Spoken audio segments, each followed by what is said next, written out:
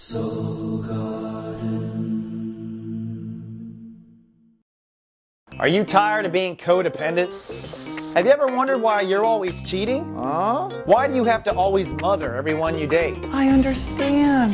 The biggest problem usually is people choose the wrong person. Are you ready to find out the truth? Yes. In just one video, you'll understand what you're looking for in love and what you offer. You send us your date of birth, we send you a custom video that's all about you. We call it Secrets of Birthdays, the Love and Lust Report. Find out your birthday secrets today, available online at secretsofbirthdays.com.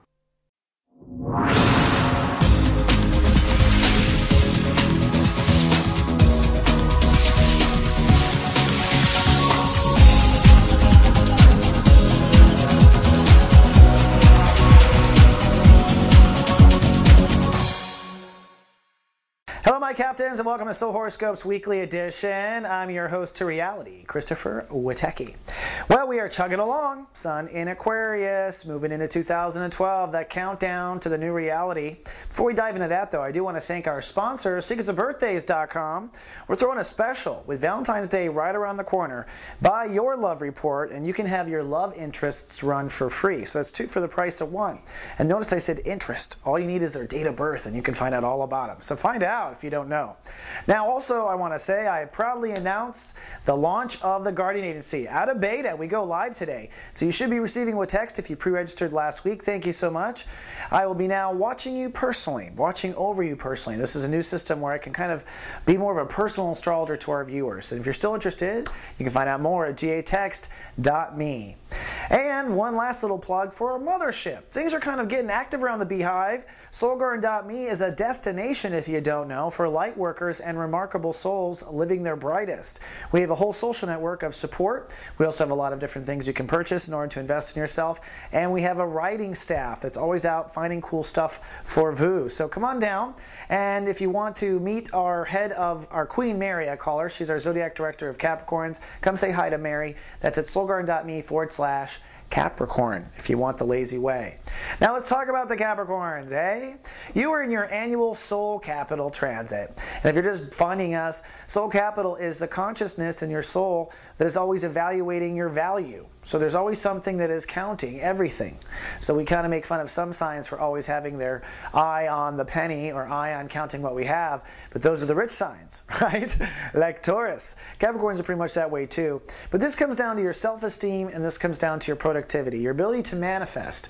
If you don't feel like you're worth $1 million, you cannot cast $1 million by law of attraction.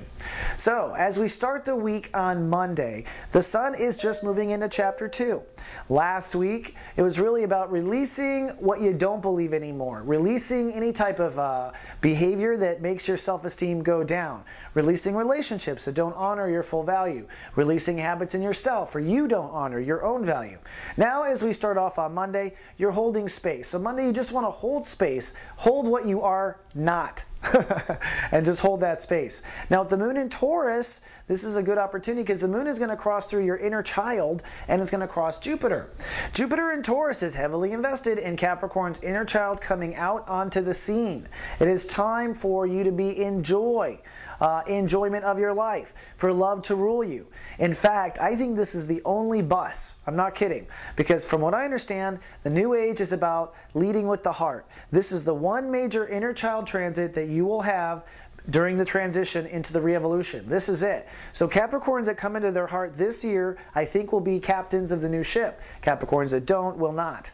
So this is a time to surrender to your child, especially on Monday. Do we need to say anything else? I'll point out one more thing. Check out how Jupiter is trining Pluto up in your sign.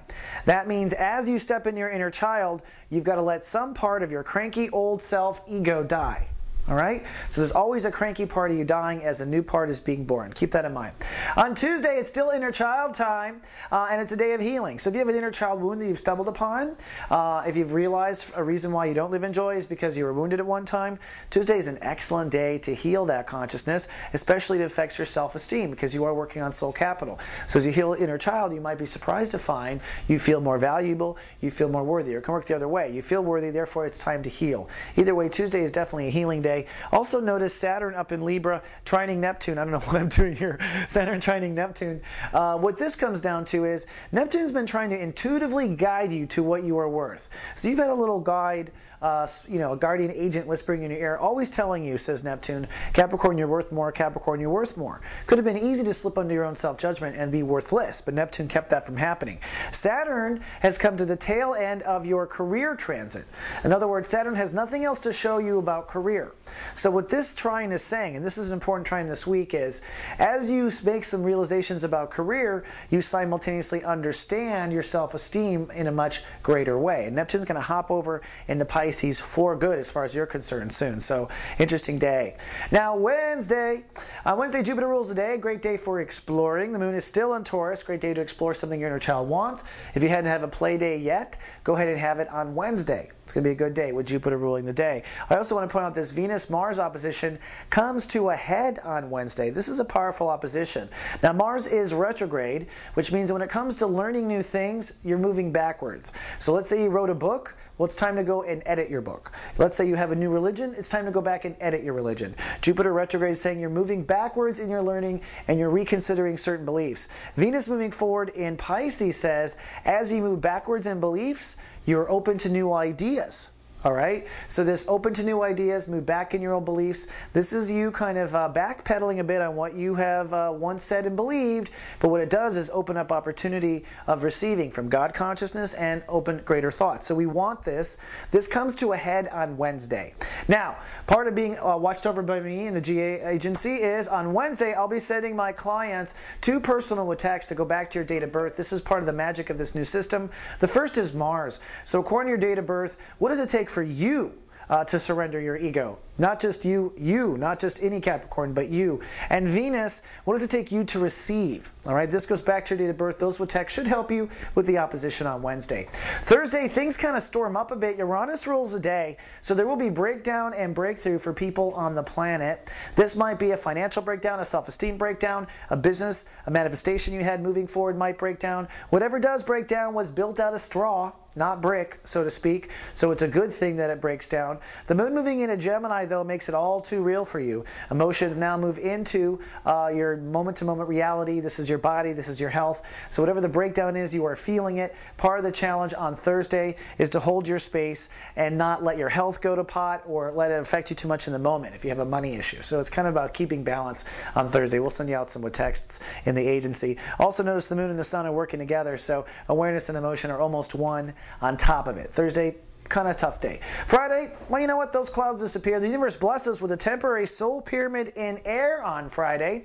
This is a day where we really put it all together, and especially all together with that lesson I was talking about with Saturn and Neptune. We still have the Saturn-Neptune trine because those planets sure do move slow, but they do come into a grand trine proximity with the moon in Gemini for a few hours as we go into the evening on Friday.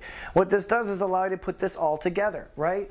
Rethinking your career, allowing yourself to ascend to the value you belong, and it comes down to what? Your emotions in the moment. Something about your emotions in the moment is fundamental for you shifting what you deserve and also you shifting into your career. So really pay attention to your emotions in the moment and notice how maybe the way you manage your emotions in the moment turn these other parts of your soul kind of in the wrong direction.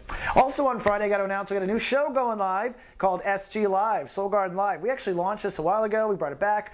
This is us on the air, us and me and Carolyn Nagel, my co-host, for 90 minutes. We go live 11 a.m. at Pacific time. That's 2 p.m. Eastern time. And we're going to have interviews and take callers and do readings and really just get to know our community. It is free. It is streaming. There's a chat room. Come on down and waste time at work. We're at soulgarden.me/live. I hope to see you there. And you can see me. It's webcam radio. I don't know what that is, but you'll find out.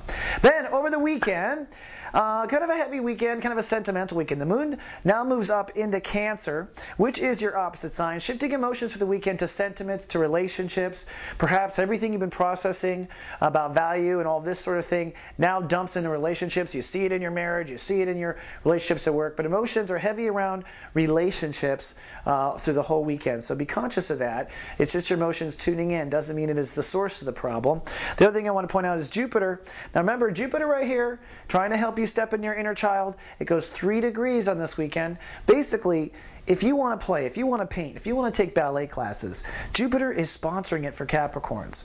The hard part for you is to let go and let your inner child ride with this energy.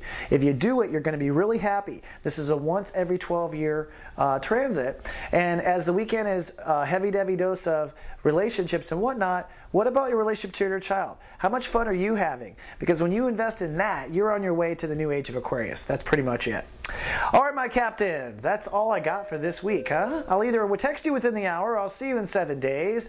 Until next week, Captain, live, love, be.